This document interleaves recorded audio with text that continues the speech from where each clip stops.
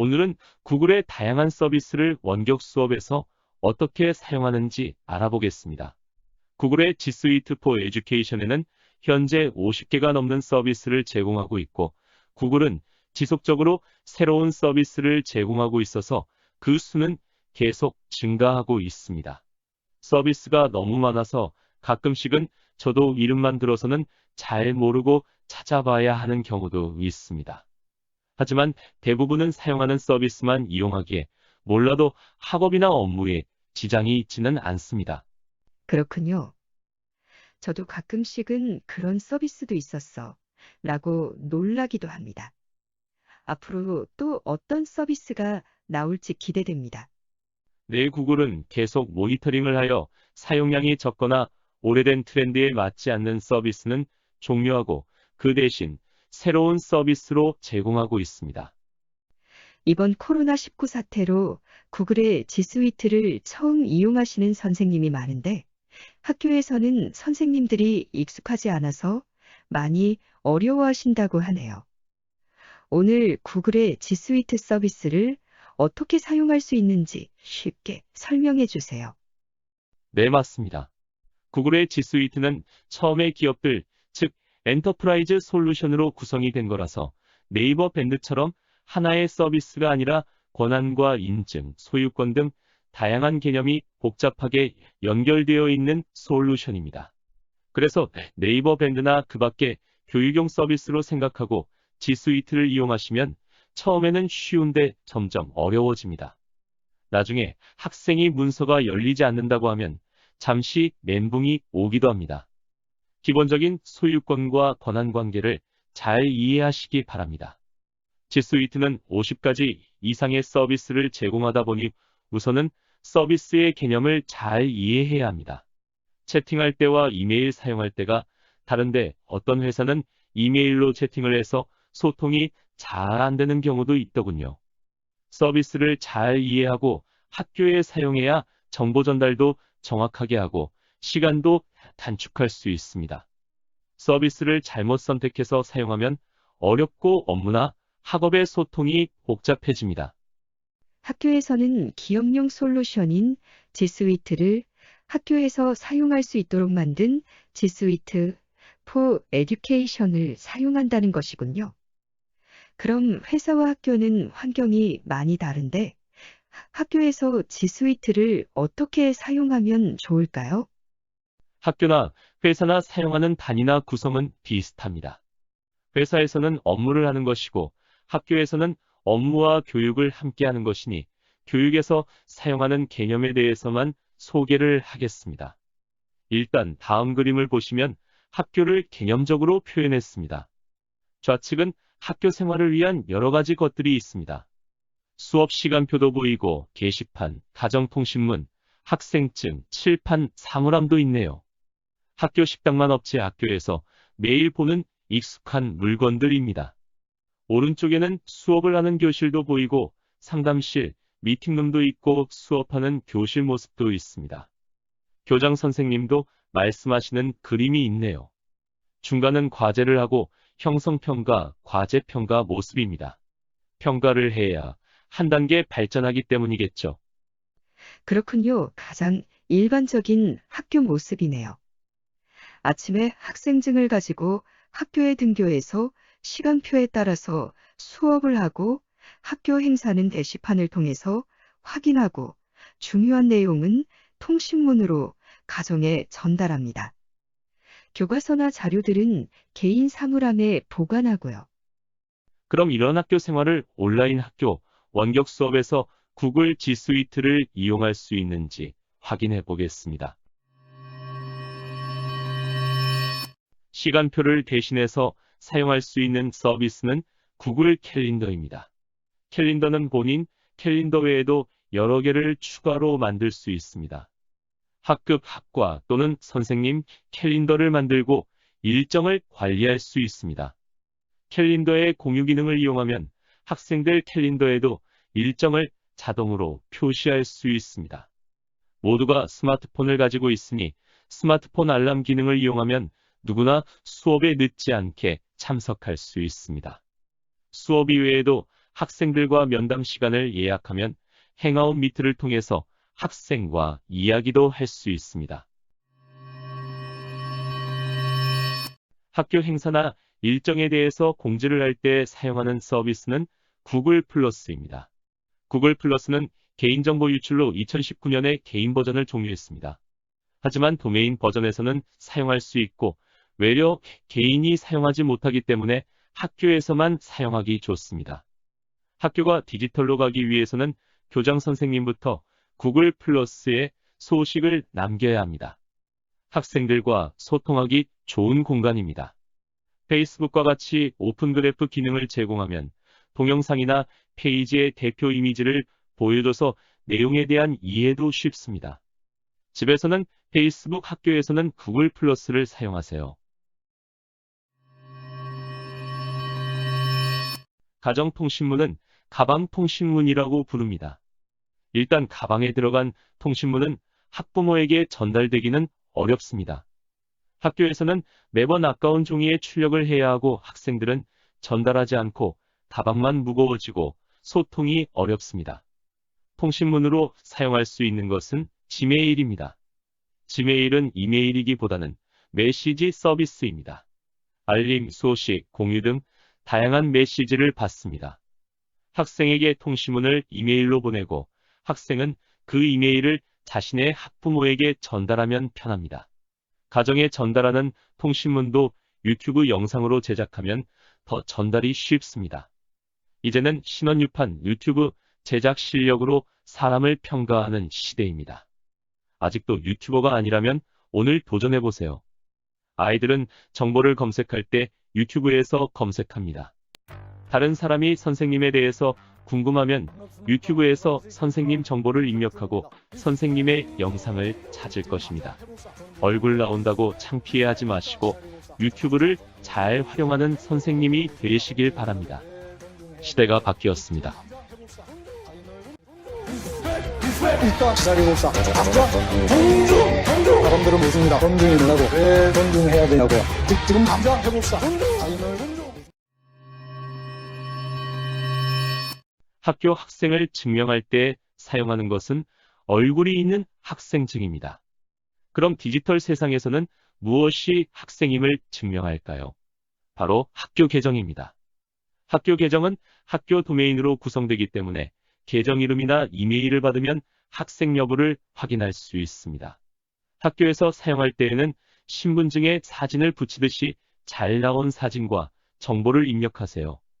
다른 사람이 선생님과 더 쉽게 소통할 수 있습니다. 원격 수업이나 회의 시 가장 힘든 회의는 아이디어 회의입니다. 칠판이 있으면 서로 그림도 그리고 개념을 정리하면 아이디어를 만들 수 있는데 온라인에서는 어렵습니다. 그래서 젠보드라 하는 구글 서비스를 이용하면 다른 공간에 있어도 하나의 화이트보드에 서로의 생각을 표현할 수 있습니다. 학생이 설계한 문서를 선생님이 함께 보면서 문제 있는 부분을 표시해 줄 수 있고 그 부분에 코멘트도 할 수 있습니다. 학급에 학생 수가 많기 때문에 학생과 수업 시 매번 학생을 한 명씩 등록하기는 어렵습니다. 하루에도 여러 번 수업이 있고 또 문서나 다른 콘텐츠를 공유해야 하는데 매번 학생 20명을 등록할 수는 없겠죠. 이럴 때는 구글 그룹스에 학생을 등록하고 이 그룹스 아이디를 이용하여 캘린더, 행아웃, 구글 문서, 공유 드라이브 등 다양한 이용이 가능합니다. 반학생의 변경이 있으면 그룹스의 인원만 조정하면 되니 선생님이 관리가 편해집니다. 학생들이 교과서나 과제 등을 넣고 다니는 사물함은 레포지토리입니다. 구글 G 스위트 서비스에서는 드라이브를 사용합니다. 구글 드라이브에는 다양한 비정형 데이터를 저장할 수 있습니다. 즉, 문서, 파일, 동영상, 음악 파일, 그림 파일 등 많은 파일을 저장하고 또 브라우저만 있으면 다양한 디바이스에서 조회도 가능합니다.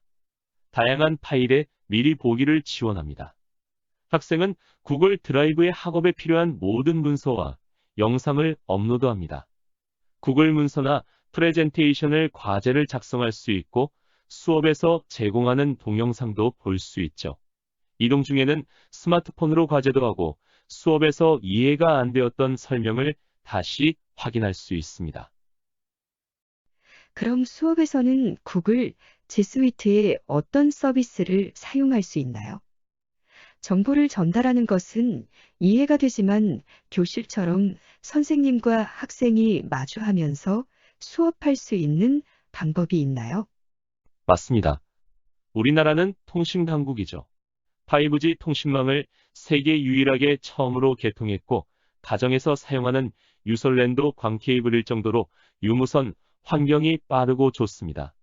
또한 최신의 스마트폰을 사용하고 가정에 있는 노트북이나 컴퓨터도 최고 사양이 많죠. 우리 학생들 게임 환경을 위해서 말입니다. 이렇게 좋은 환경인데도 불구하고 그동안 너무 아날로그 방식으로 생활을 했습니다. 새롭고 초고속 장비로 변경만 되었지 생활 방식은 과거 그대로 이었죠. 2020년 3월에 우리나라에서는 재택근무하면 일이 안 된다고 했는데 어쩔 수 없이 강제로 해보니 실제로는 일이 되는 것에 많은 회사원들과 경영진들이 놀랐습니다. 학교도 2020년 4월에는 가능성을 확인할 수 있을 거라 생각합니다. 물론 처음에는 안 되는 것도 많고 실망을 많이 하겠지만 세계에서 가장 우수한 한국 선생님들이 잘 해결하고 방법을 찾을 거라 생각합니다. 그럼 수업에서는 구글 G 스위트의 어떤 서비스를 사용할 수 있나요? 정보를 전달하는 것은 이해가 되지만 교실처럼 선생님과 학생이 마주하면서 수업할 수 있는 방법이 있나요? 교육부에서 제시하는 원격 수업 유형은 총 4가지입니다. 네 번째를 제외하고 설명드리겠습니다. 첫 번째 실시간 쌍방향 수업에서는 행아웃 미트를 이용합니다. 행아웃은 우리가 개인 계정에서 사용하는 행아웃도 있지만 여기서는 학교 계정에서 사용하는 영상 회의용 행아웃 미트를 사용합니다. 특히 이번에 코로나19 사태로 구글에서는 상위 버전에서 제공하던 화면, 녹화 기능, 실시간 스트리밍 기능, 최대 250명까지 참여, 이렇게 3가지 기능을 모든 버전에 제공하고 있습니다.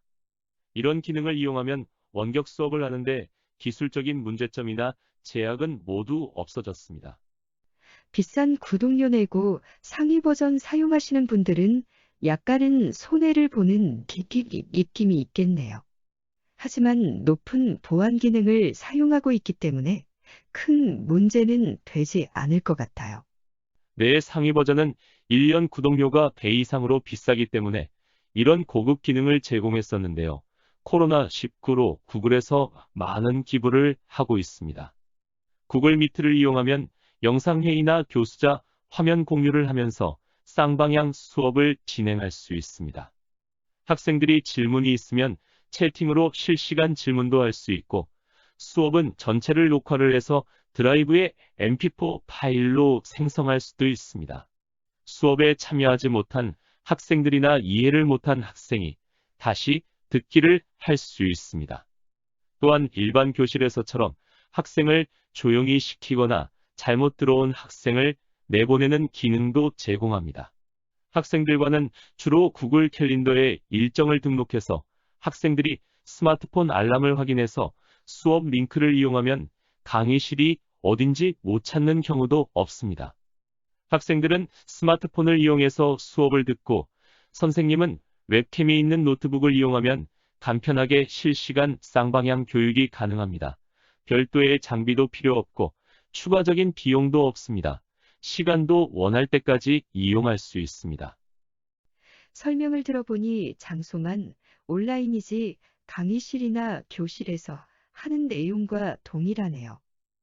별도로 고가의 장비를 사용하지 않고 자신이 가지고 있는 장비를 이용하니 활용성도 좋네요. 디지털 시대의 학생들은 오히려 이렇게 온라인으로 수업하는 것을 더 좋아할 수도 있겠어요. 통학 시간도 아낄 수 있고요.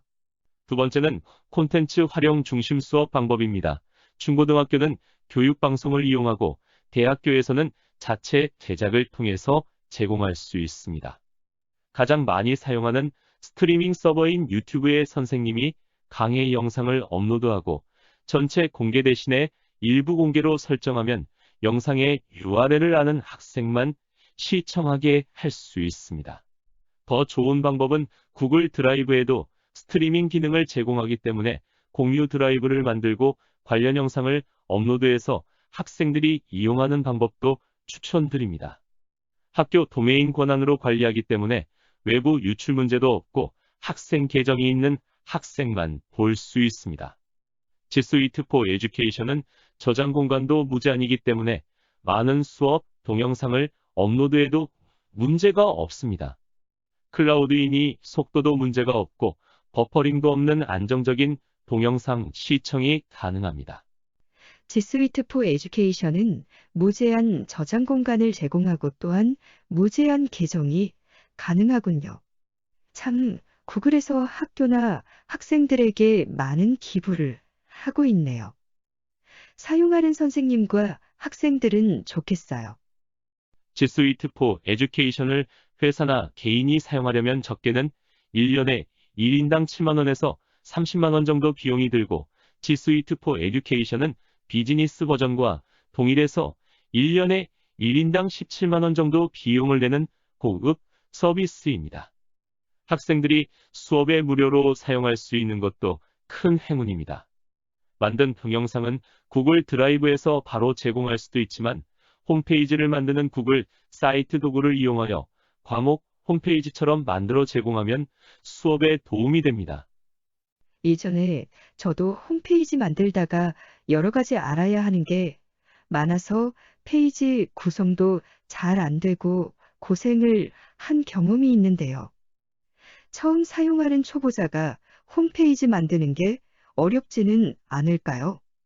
구글의 사이트 도구는 누구나 쉽게 이용할 수 있고 즉시적이라 이해하기도 쉽습니다. 별도의 매뉴얼 없이도 누구나 쉽게 만들 수 있습니다.